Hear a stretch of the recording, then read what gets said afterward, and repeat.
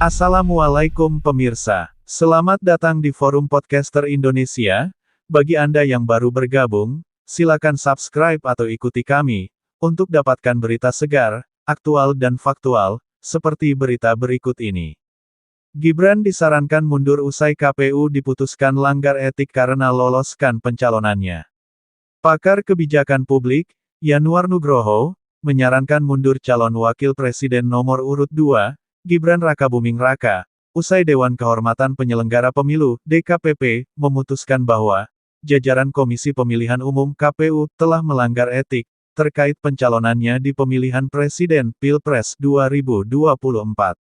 Apalagi, kata Yanuar sebelumnya, Majelis Kehormatan Mahkamah Konstitusi (MK) telah lebih dulu memutus Ketua MK saat itu, Anwar Usman, yang merupakan paman Gibran, telah melakukan pelanggaran kode etik berat terkait putusan perkara nomor 90/21/2023 soal syarat usia calon presiden, capres dan cawapres.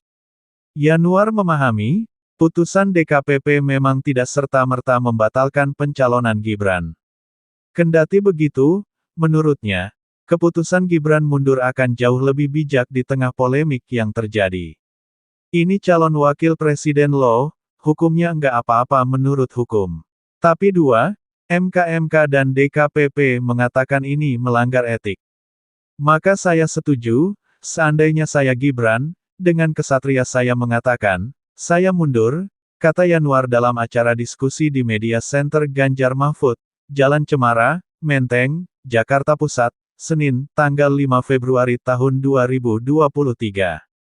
Menurut Yanuar, Gibran akan lebih terhormat dan mendapat tempat yang baik di masyarakat, jika memilih mundur dan kembali ambil bagian dalam kontestasi Pilpres tahun 2029. Sebaliknya, Yanuar mengatakan, masalah etik akan terus dibawa jika Gibran tidak memilih mundur, dan akhirnya menang di Pilpres 2024. Saya melakukan pelanggaran etik, saya salah, saya mundur, 2029 silakan nyalon lagi. Sekarang kalau dia menang, enggak ada legitimasi itu. Orang-orang yang bicara etik akan berat menerimanya, itu menurut saya, ujar Yanuar.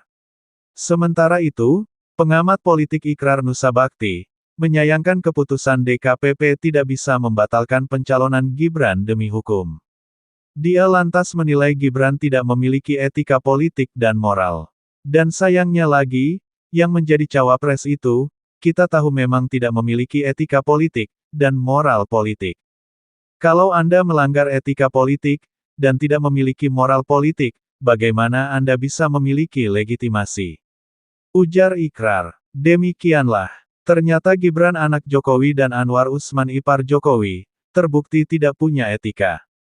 Jangan lupakan, dan tetaplah ingat kepada 6 pemuda beriman, pengawal ulama, yang tidak salah apa-apa, diculik, lalu disiksa dengan sadis dan kejam, kemudian dibantai tanpa belas kasihan, oleh segerombolan setan.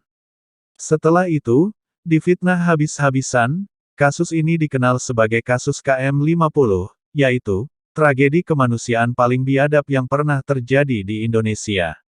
Senin tanggal 7 Desember tahun 2020 yang lalu.